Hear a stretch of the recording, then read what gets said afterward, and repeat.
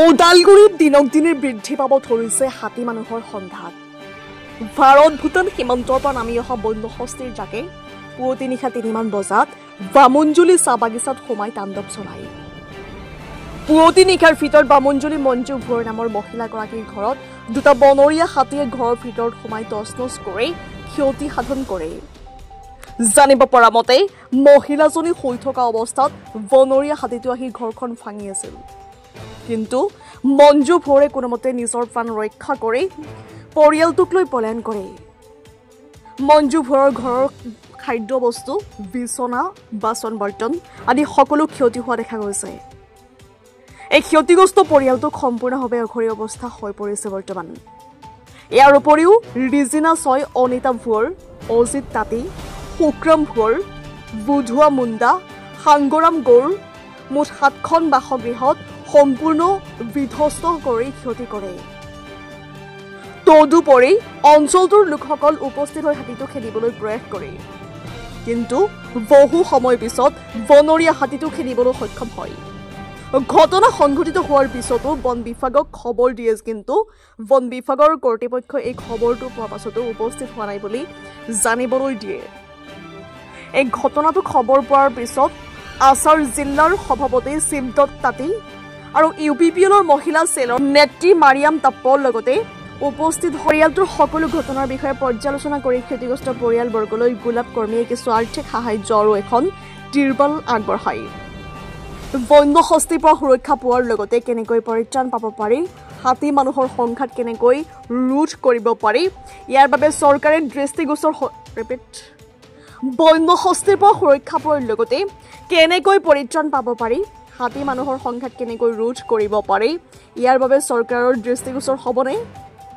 চৰকাৰক আহ্বান জনায় যে হাতী মানুহৰ সংঘাত কেনেদৰে পৰিত্ৰাণ পাব পাৰি বা ৰোধ কৰিব পাৰি সেই বিষয়লৈ আজিলৈকে চৰকাৰে কোনো ধৰণৰ ব্যৱস্থা গ্ৰহণ কৰা নাই, যাৰ বাবে দিনক দিনে বৃদ্ধি পাব ধৰিছে হাতী মানুহৰ সংঘাত।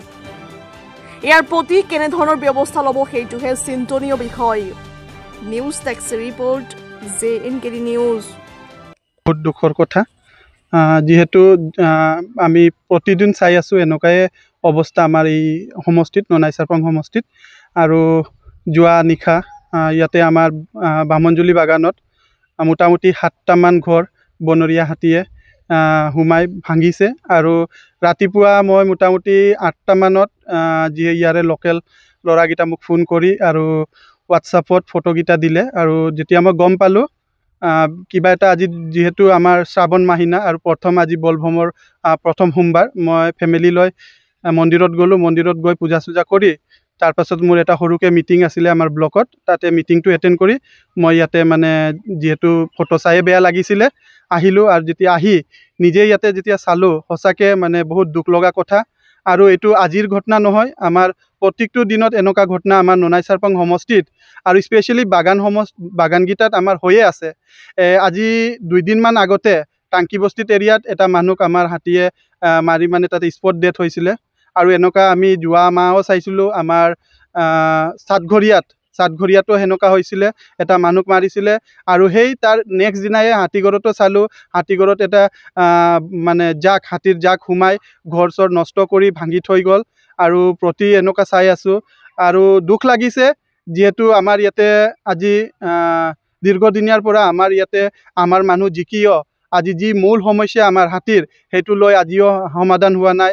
বা আমাৰ যি ইয়াতে ডিপাৰ্টমেণ্ট আছে, ফৰেষ্ট ডিপাৰ্টমেণ্ট, তেখেতসকলকো চাগে ইয়াতে অৱগত কৰাইছে বা কৰা নাই সেইটোতো ক'ব নাযাওঁ, কিন্তু সেইকেইটা আজি যোনটো চাই আছোঁ সেই হিচাপত আমি এইটো ডিপাৰ্টমেণ্টক অৱগত কৰাব লাগিব। আৰু ইয়াৰ লৈ এটা মানে পাৰ্মানেণ্ট চলিউশ্যন, টেম্পৰাৰী নহয়, পাৰ্মানেণ্ট চলিউশ্যন এটা ওলাব লাগিব। আজি আমি ইয়াতে আহি এই যোন ভুক্তভোগী মানুহকেইটাক আমি কিবা নহ'লে কিবা এটা দান দি আছোঁ, সেইটো পাৰ্মানেণ্ট নহয়। যিহেতু আজি এই ঘৰটোৱে আজি ইমান বেয়াকৈ ভাঙিছে, আজি বাৰিষা টাইমত সিহঁতে কেনেকুৱাকৈ থাকিব বুলি আমি সৰুকৈ কিবা এটা বস্তু আনি সিহঁতক দিছোঁ, কিন্তু সেইটো পাৰ্মানেণ্ট চলিউশ্যন নহয়। সিহঁতক কেনেকুৱাকৈ আমি ভালকৈ সুবিধা দি ভালকৈ এই হাতীৰ সমস্যাটো আমি সমাধান কৰিম, এইটো লৈ এটা ভাল চিন্তাধাৰা কৰি আমাৰ যিহেতু আমাৰ নিজৰ চৰকাৰ চলি আছে, এটা ভাল টিম বনাই এটা প্ৰজেক্ট কৰি পলিচি বনাই এইটো আমাৰ ননাই চাৰপাং আৰু ভূটান এৰিয়াত আমাৰ যিহেতু ওদালগুৰি স্পেচিয়েলি ওদালগুৰি ডিষ্ট্ৰিক্টত আমাৰ যি ভূটান এৰিয়াত আমাৰ লাগি আছে সেইকেইটাত কিন্তু এটা ভাল পলিচি হয়, এইটো সমাধান কৰাটো চেষ্টা কৰিব লাগে। মই চৰকাৰক সেইটোৱে মেছেজ দিব খোজোঁ। 4টামান বজাত হাতী আহিছিল, আমিতো গম পোৱা নাছিলোঁ। তো আহি আমাৰ এই কিবা এই মানে বাৰীত কিবা ডিংলা চাং আছিল, তাতে ডিংলাটো চাবা আহিছিল সি। তাৰপিছত ডিংলাটো খাই পালে আহি আকৌ আমাৰ ঘৰ চৰকেইটা ভাঙি দিলা। আমিতো আৰু দুখীয়া মানুহ, আমাৰ ঘৰ দুৰা নাই, এয়া এনেকৈ পজিশ্যনত আছোঁ। তো আমাক কিবা এটা চৰকাৰে ৰেহাই দিব লাগে। তো এইটো আমাৰ লগত হোৱাই নাই, মানে আজিলৈকে কিবা প্ৰশ্ন কিবা ইহঁতে অহাই নাই ঘৰ চাবৰ কাৰণে। আমাৰ বাগানৰ কিবা চাহেবকেইটাও এটাও অহা নাই। এইকেইটা আহি অলপ চাই দিলে আমাক ভাল লাগছিল। কেইটা ঘৰ ভাঙিলা? ইয়াতে 6টা ভাঙছি ঘৰ।